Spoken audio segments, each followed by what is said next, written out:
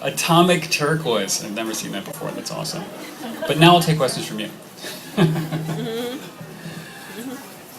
Oh, and we have a mic. We have an audience mic. Awesome. Everybody I know who's read the first book, we all agree that the twins are the creepiest pictures in the book. Why did you not tell us anything about them? Well, okay, so there's two twins in the first book, which, oh, this isn't the hardback. They're like, they have masks on and they're feeding each other this ribbon, and I don't know what that is, honestly. Okay. There were photos in the first book that aren't necessarily explained and aren't fleshed out into full characters, partly because I wanted the world to seem to be larger than the story, that's telling it. So sometimes you just see the edges of something and you go, oh, there's more over there beyond the horizon. Sort of like a video game, where you're like running around this world and you run up against the edge and it just looks like it looks like more field, but suddenly your character can't go any further. Okay. It's sort of a cheat. Yeah, because they really are. But they might show up in book 3, you never know. I hope so. The Ribbon Kids. Yeah. Okay. We have one back here. Hi, welcome to Toronto. Thank you. 2 questions, they're related. Number 1 is, are you aware of the photography of Diane Arbus or Vivian Maier, and how did how that fit in with your work? And because it seems to me reminiscent of either. And I heard a rumor that Tim Burton is making a movie of your first book. Is that true? Nasty rumor. I love Diane Arbus and Vivian Maier. They're street photographers with sort of a flair for the bizarre, especially Diane Arbus. And I don't know, they always sort of influenced me. The movie that made me want to make movies was The Shining. And the twins in The Shining are clearly modeled after these twins from a very famous and disturbing Diane Arbus photograph. So there's some sort of weird full circle thing happening there where that started out and made me want to do film, and now I'm doing a book that reminds people of Diane Arbus, which is what inspired The Shining. I don't know. Yeah, the rumors are true. Tim Burton is doing the movie, which is going to start shooting in March of this year. And they've cast a few people already. The Asa Butterfield, who was in Ender's Game, and Hugo is going to be Jacob. And Eva Green, who is from Penny Dreadful and Casino Royale, right? Who's very talented. She's French, but somehow does a perfect British accent. And Asa Butterfield is British, but does a perfect American accent, so that'll work really well. Anyway, Eva Green is going to be Miss Peregrine. Oh. And they are about to cast someone for Emma, but I can't tell you who, but it's really exciting. So it's going to shoot in March and then come out the following March in 2016. Because movies take a long time to make, like books. Hi. So I saw your short film on YouTube, The Accidental Sea, and I thought that was really fascinating, and I wanted to know what the experience was like out there, because it's kind of bizarre out there. Oh, okay, thank you. So for those who don't know what she's talking about, I made a short film about the Salton Sea, which is a sort of dead zone in California. It's a low depression that before 1912 was just like a flat place. And then they were redirecting the Colorado River to feed San Diego or something. The levee broke, and for literally 2 years they couldn't fix it, and it just flooded this huge low place in the desert and made a sea that wasn't there before. And then for 20 or 30 years they thought, okay, well, we'll make paradise out of this place. Now we have a lake where there wasn't one, so it'll be, it's like Lake Tahoe, but down south. And but it turned toxic. They were feeding it with all sorts of farm runoff, and it became super saline and really gross. So they built this like sort of resort town all around it. It's very large, and then it became abandoned and sort of died away. And there's still some people who live there, but I don't know why. It's a very weird place. So I went and made a short film about it because I've always been interested in abandoned places, and that's kind of where Miss Peregrine came from. Actually, the house was inspired. Well, it's actually worse kind of 2 ways. I had been obsessed with photographs of abandoned things on the internet. And then when I was writing Miss Peregrine, I knew I wanted a big spooky old house, and I thought, well, there's enough real places out there, I don't need to make one up. Let me find something, and then use that as my inspiration. So there was this beautiful photograph taken by this guy named Martino, who was a Dutch photographer, of a chateau in Belgium that was just collapsing in and of itself in the most beautiful way. And I used that as a little bit of my inspiration for the exterior of the house, at least. And then when it came time to make the trailer, the book trailer, that's a thing that they used to do. I don't think they do those anymore, book trailers. And they didn't work out. Everyone thought it would change book marketing, and then no one cared. So mostly they stopped making them. But when Quirk let me do my own, because I'd gone to film school and I made things before. I'd made a book trailer for them before. I made Pride and Prejudice and Zombies, which was fun and bloody. And I shot half of it in my bedroom and half of it in Belgium at this abandoned chateau. I contacted the photographer and I said, I don't remember, my pitch wasn't very smooth. It was just like, hey, if I come to the Netherlands, will you show me where that house is? And he was like, sure. And then we ended up going on like a 3-day road trip together to see abandoned things, and filming them. And so I filmed the actual house for the trailer, and then for my birthday this year, Todd got me the coolest present ever, which was like a perfect scale model of the original Miss Peregrine house in Belgium, like taken from satellite photos and stuff. And so that was cool. Thank you again. That was awesome. So I don't know if that was an answer to your question. What was it like being there? Oh, hot. It's like 110 degrees in the Salton Sea, and it smells awful because they have a lot of the one kind of fish that will actually live and can thrive in the Salton Sea. They overpopulate and then die in massive numbers, and then they wash up onto the beach, which is actually not sand, but it's just made of an ocean of their crushed bones, and it smells real bad. And then the people who live there are very nice, but many of them are felons. Because they can't live anywhere else. And I don't want to say, I don't know if there's anyone here from the Salton Sea, I don't want to talk too bad about it. But it's an atmospheric place, to say the least. A chilling vision of things to come. Hi. You got a great voice, by the way. You should be in the movies. So do you. Well, not really. Thank you, sir. Is there anybody in your family inspired you? Like, is there writers in your family? My grandmother wasn't a writer, but she was a teacher of English and Latin and French, and she could read a mystery novel a day, and she made me love reading. So, other writers. I just found out that my grandfather was a writer. I didn't know it. He wrote poetry, like Irish poetry, like listened to these Irish ballads and write poetry and cry. And I was like, I didn't know that. That's cool. The things you find out. See one in the back. That's a long trip. First, and I'm gonna head to you. This is good. I can drink my coffee. Hi, I actually work in advertising, and I'm just wondering, do you follow American Horror Story? Because it seems kind of like your genre if you watch a show.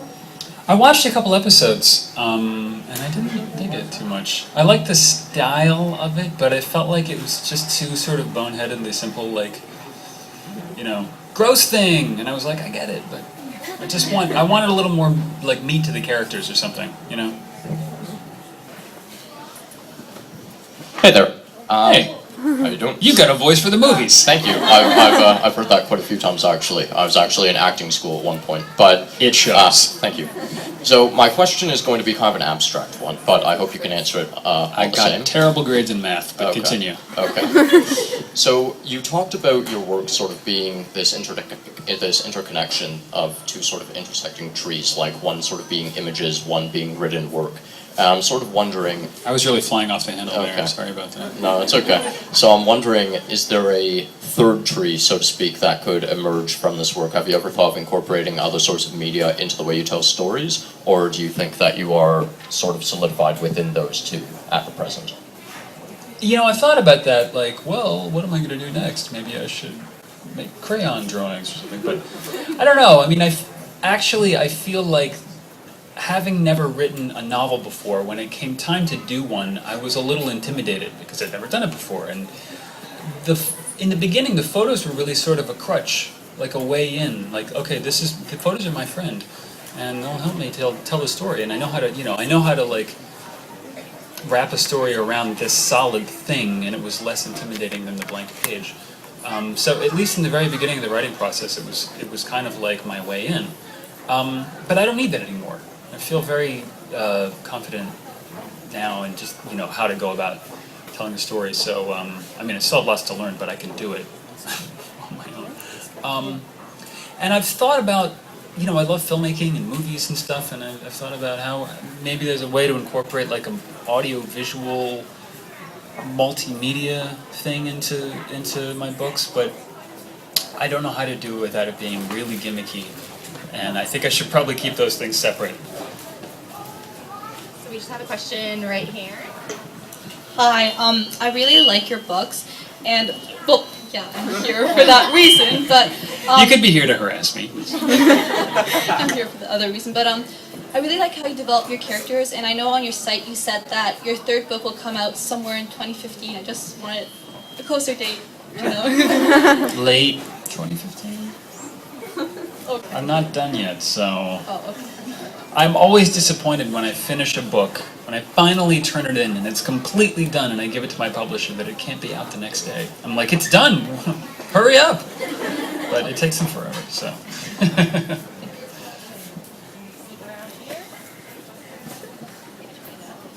Hi.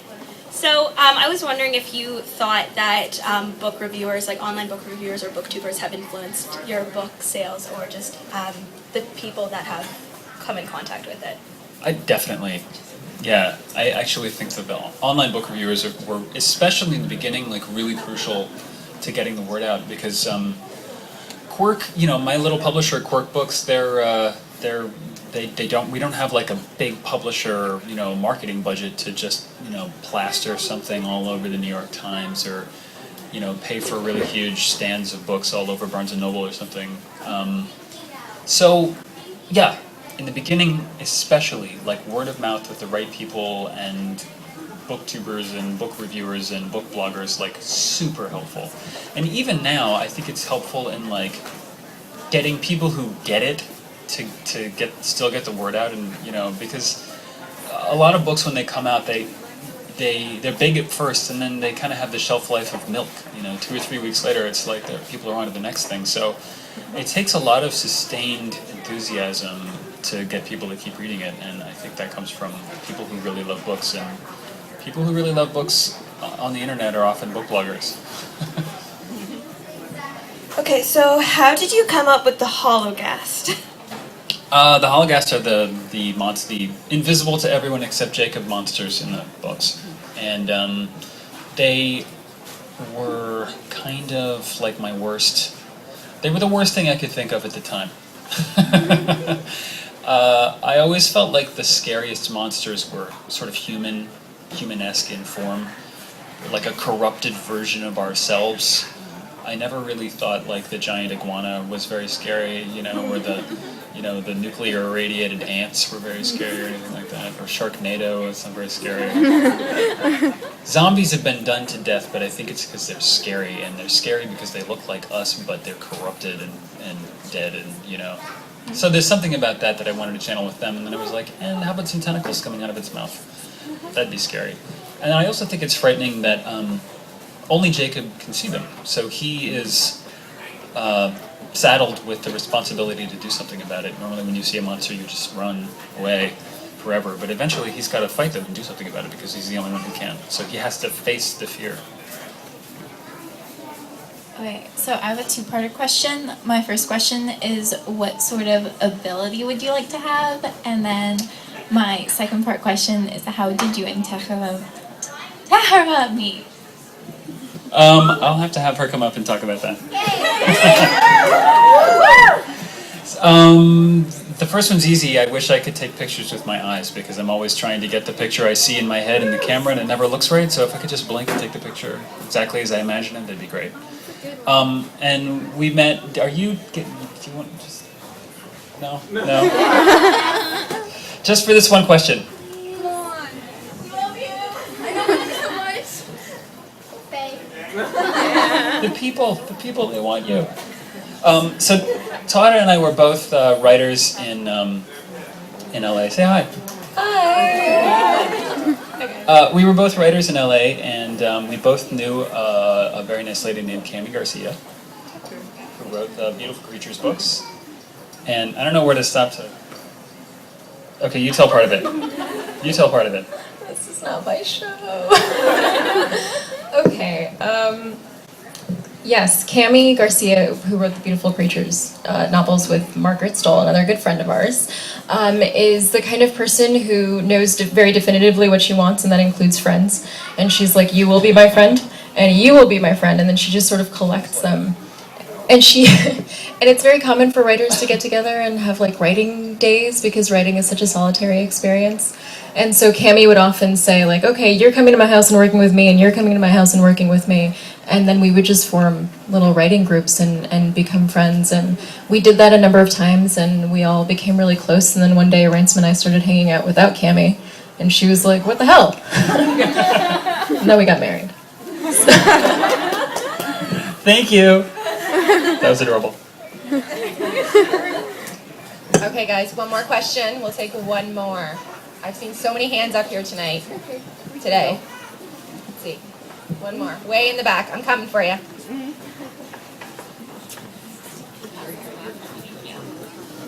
Hi, who's your favorite peculiar child in the book? It changes from day to day, I feel like, when I'm writing. I think Emma's my favorite. She's such a strong character, and she's so irreverent and fun to write, and like a person I'd like to be. But then Millard is like a know-it-all nerd. Sometimes I feel like that person, and then Enoch is just a jerk, and sometimes I feel like that person, and you know. So it sort of switches from, and then I keep inventing new ones, and I'm like, oh, I like him, I like him, I like her. So it's hard to pin down, but Emma's consistently my favorite, which is good, because she's the one I write the most, besides Jacob.